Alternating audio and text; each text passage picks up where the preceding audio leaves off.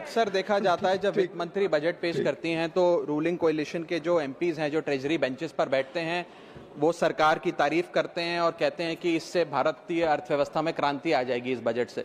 और विपक्ष में जो बैठे हैं वो अक्सर निंदा करते हैं, कहते हैं किसान की कमर तोड़ दी, बहुत महंगाई हो गई, अमीर और अमीर हो रहा है, गरीब और गरीब हो रहा है। लेकिन मैं आज प्रयास करूंगा कि एक ऑब्जेक्टिव एनालिसिस इस बजट का करूं और कंस्ट्रक्टिव क्रिटिसिज्म अपना आपके माध्यम से वित्त मंत्री को दूं। So the title of my speech is The Good, the Bad and the Way Forward. 4 good things that I found in this budget, 4 bad things that I found in this budget, and 4 innovative suggestions to the Honorable Finance Minister. So the first good thing that I found in the budget is that there was an increase in the STT for derivative trading. Usually सरकार की निंदा हुई इस विषय को लेकर, markets भी गिरी, लेकिन मेरा यह मानना है कि इस कदम से स्पेक्युलेटिव ट्रेडिंग यानी कि सट्टा ट्रेडिंग समाप्त होगी या कम होगी और रिटेल इन्वेस्टर जो 90% रिटेल इन्वेस्टर एफएनओ सेक्टर में नुकसान भुगतता है फ्यूचर्स एंड ऑप्शंस के चलते, जुआ खेलता है, उसमें आपको रिटेल इन्वेस्टर की प्रोटेक्शन का एक माध्यम बन सकता है। लेकिन मैं इसी के साथ साथ वित्त मंत्री जी को याद दिलाना चाहूंगा कि एसटीटी का जेनेसिस क्या है, एसटीटी का जन्म कब हुआ।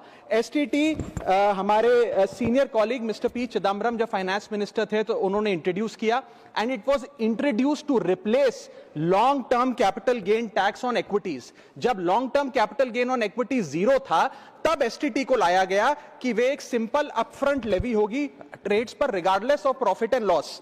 लेकिन अब सरकार ने long term capital gain tax भी लगा दिया, एसटीटी भी लगा दिया और रिटेल इन्वेस्टर को और तमाम इन्वेस्टर्स को एक प्रकार से डिसइंसेंटिवाइज किया। मैं एक सुझाव लाया हूं सरकार के लिए जिससे long term house hold earnings बढ़ेंगी, वेल्थ क्रिएशन होगा और वेल्थ पार्किंग रियल एस्टेट और गोल्ड के सेक्टर से निकलकर इक्विटीज में आएगी और स्पेक्युलेटिव ट्रेडिंग और कम होगी और long term investment behaviour investors का बढ़ेगा। वो की है कि long term capital gain tax on equities should be made nil in this country for individual investors. दुनिया की कई ऐसे देश हैं जिसके अंदर long term capital gain tax equities पे खास तौर पे शून्य है, जैसे कि Switzerland, Singapore, UAE, New Zealand, Hong Kong, Qatar, Malaysia. मैं चाहूंगा कि जब एसटीटी बढ़ाया जा रहा है तो इसी बजट में ही long term capital gain tax को जीरो किया जाए। सर, मेरा दूसरा जो मैं सरकार के बजट को एक्नॉलेज करना चाहूंगा वो ये है कि कैपेक्स के जो एक्सपेंडिचर एलोकेशन होता है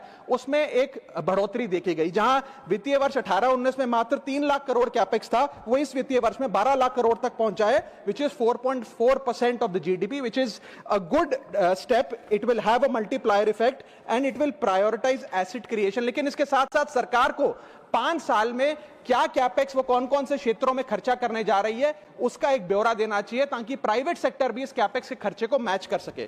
sir, third thing which we found in the speech of the finance minister is that there was a relative restraint in making budgetary announcements for election bound states. अक्सर वित्त मंत्री का भाषण सुन के आप बता सकते हैं कि कौन से राज्यों में चुनाव होने जा रहा है। इस स्पीच में उन्होंने थोड़ा सा रिस्ट्रेंट एक्सरसाइज किया जिसे मैं एक्नॉलेज करता हूं। और आखिरी अच्छी चीज जो इस बजट में नजर आई वो ये था कि एनआरआई की इन्वेस्टमेंट लिमिट में एनहांसमेंट हुई। लेकिन मैं बता दूं कि जब एफआईआईज ने, फॉरेन इन्वेस्टर्स ने, फॉरेन पोर्टफोलियो इन्वेस्टर्स ने इस देश के बाजार से पैसा निकाल लिया और पिछले एक वित्तीय वर्ष में 23 बिलियन निकाला, तब जाकर सरकार जागी और सरकार ने एनआरआईज के लिए इक्विटी मार्केट का दरवाजा खोलकर उनकी इन्वेस्टमेंट लिमिट को 5% से बढ़ा दिया।